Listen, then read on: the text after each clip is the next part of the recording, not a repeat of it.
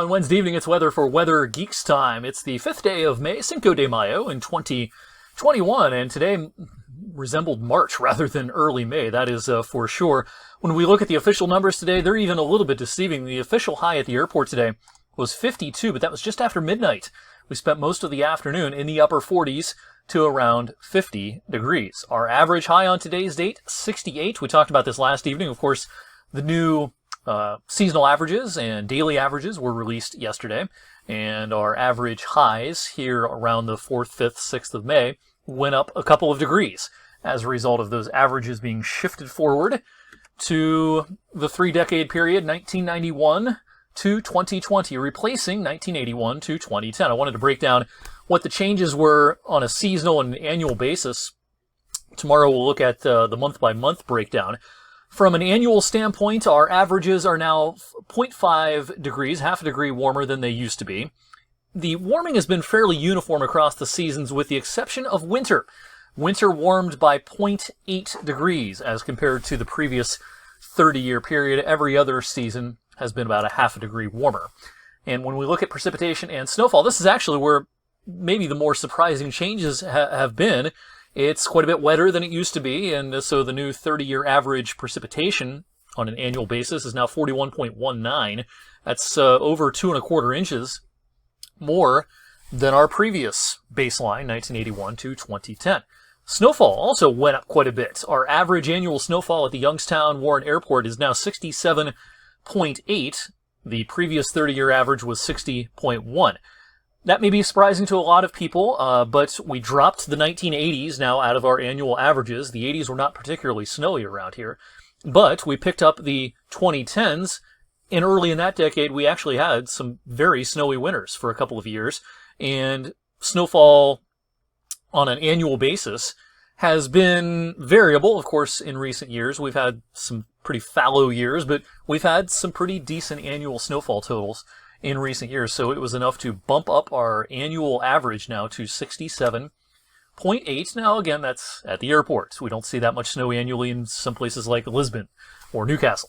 But where we get our official numbers here for our television market at the airbase in Vienna, that is where we stand. All right, we have a couple of residual sprinkles and showers that have cropped up over the last hour. This is kind of the last vestiges of the low-level moisture.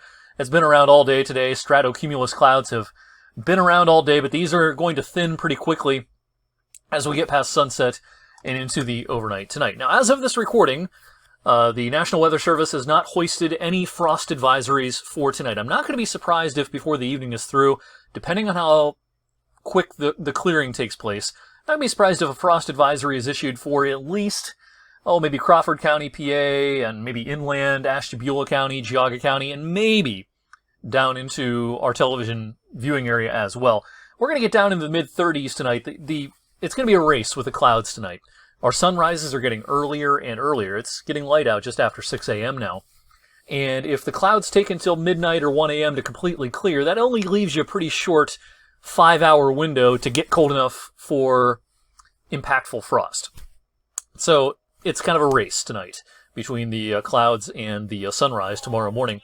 But nonetheless, out of an abundance of caution, I would bring in hanging baskets tonight and just be prepared for at least temperatures getting down into the mid-30s. This is just one computer model showing a pretty rapid drop in the last couple of hours of the night, down to 33, 32 even in some of the colder spots. Now, this model runs a little bit cold, but this idea may not be totally out of bounds if we clear out fast enough tonight. I'm not going to be surprised if we flirt with freezing in some of the traditionally colder spots, especially valley locations, protected valleys.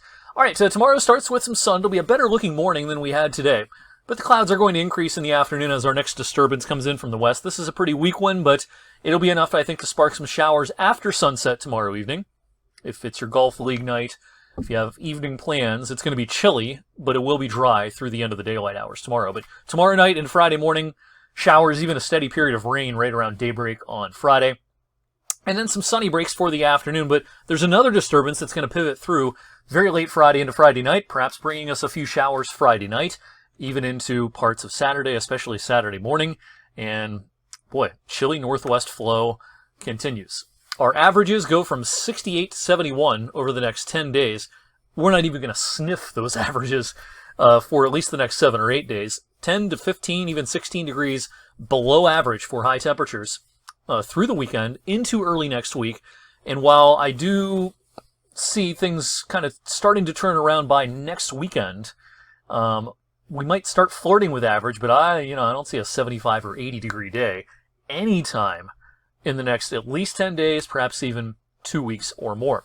All right, I mentioned the possibility of some patches of frost late tonight. We're going to have more nights that we might have to protect or bring in sensitive vegetation with temperatures at least in the mid-30s again Saturday night into Sunday morning, and again then Monday night into Tuesday morning, early next week. Not unusual for us to have frosts, even freezing temperatures, deeper into May. Our 30-year average last 32 is May 4th, but we've had them as late as the final week of May, and there was one year, I think, in the 90s, 1992 maybe, in which we had a 32-degree reading at the airport in June. Now, that's an extreme outlier.